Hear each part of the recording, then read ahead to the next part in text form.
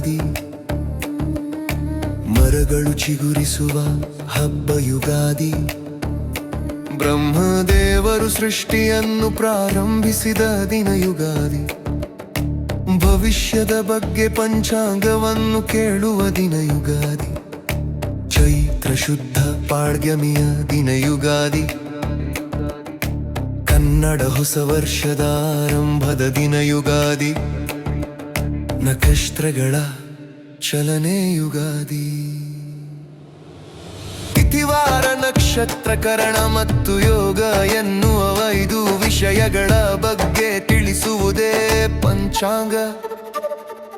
ನಮ್ಮ ದೇಶದಲ್ಲಿ ಯುಗಾದಿಯನ್ನು ವಿವಿಧ ರಾಜ್ಯಗಳಲ್ಲಿ ವಿವಿಧ ಹೆಸರುಗಳೊಂದಿಗೆ ಆಚರಿಸಲಾಗುತ್ತಿದೆ. ನಮ್ಮ ಕರ್ನಾಟಕದಲ್ಲಿ ಯುಗಾದಿ,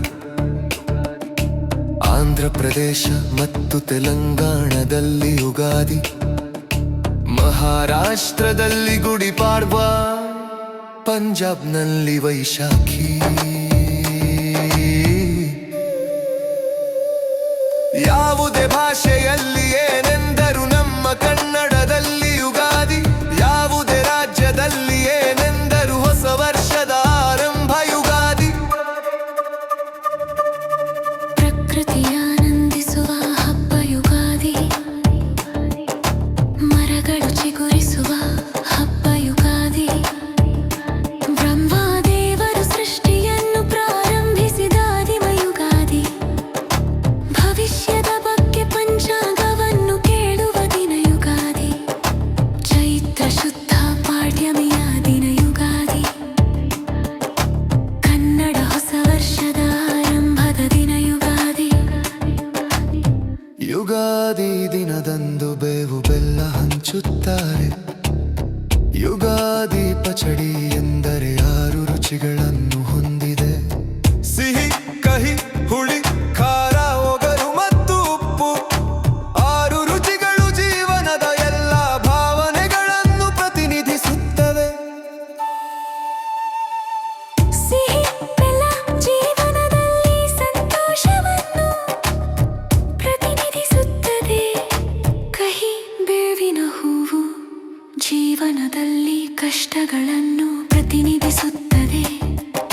ಹುಳಿ ಹುಣಸೆ ಹಣ್ಣು ಆಶ್ಚರ್ಯ ಮತ್ತು ಅನುಭವಗಳನ್ನು ಪ್ರತಿನಿಧಿಸುತ್ತದೆ. ಖಾರ ಮೆಣಸಿನಕಾಯಿ ಕೋಪವನ್ನು ಪ್ರತಿನಿಧಿಸುತ್ತದೆ. ಉಪ್ಪು ಸಮತೋಲನ ಮತ್ತು ರುಚಿಯನ್ನು ಪ್ರತಿನಿಧಿಸುತ್ತದೆ. ಒಗರು ಮಾವಿನಕಾಯಿ ತುಂಡುಗಳು ಹೊಸ ಅನುಭವಗಳು ಮತ್ತು ಪರಿಕಲ್ಪನೆಗಳನ್ನು ಪ್ರತಿನಿಧಿಸುತ್ತವೆ. ಯುಗಾದಿ ಪಚಡಿ ರುಚಿಯಲ್ಲಿ ಜೀವನದ ಸಂದೇಶವಿದೆ. ಯುಗಾದಿ ಬಂದಿದೆ, ಉತ್ಸಾಹವನ್ನು ತಂದಿದೆ. ಹೊಸ ಚಿಗುರುಗಳಂತೆ ಅದು ನಮ್ಮ ಮನಸ್ಸಿನಲ್ಲಿ ಹೊಸ ಭರವಸೆಗಳನ್ನು ತುಂಬಿದೆ. ಮಾವಿನ ಎಲೆಗಳ ತೋರಣಗಳು ನಮ್ಮನ್ನು ಸ್ವಾಗತಿಸುತ್ತವೆ. ಮನೆಯಾದ್ಯಂತ ಸಂತೋಷ ಹರಡಿದೆ. ವಸಂತ ಕಾಲದಲ್ಲಿ ಕೋಗಿಲೆಗಳ ಮಧುರವಾದ ಹಾಡು ಯುಗಾದಿ. ಎಲ್ಲಿ ನೋಡಿದರೂ ಹಬ್ಬದ ಊಟಗಳು, ಪಂಚಾಂಗ ಶ್ರವಣ, ವಿದ್ವಾಂಸರಿಗೆ ಸನ್ಮಾನಗಳು, ಕವಿತೆಗಳ ಸ್ಪರ್ಧೆಗಳು ಮತ್ತು ಯುಗಾದಿ ಪ್ರಶಸ್ತಿಗಳು. ಸಂಪತ್ತು ಮತ್ತು ಸಂತೋಷವು ಪ್ರತಿ ಮನೆಯಲ್ಲೂ ತುಂಬಲಿ. ಯುಗಾದಿ ಹಬ್ಬದ ಶುಭಾಶಯಗಳು. ಯುಗಾದಿ ಹಬ್ಬದ ಶುಭಾಶಯಗಳು.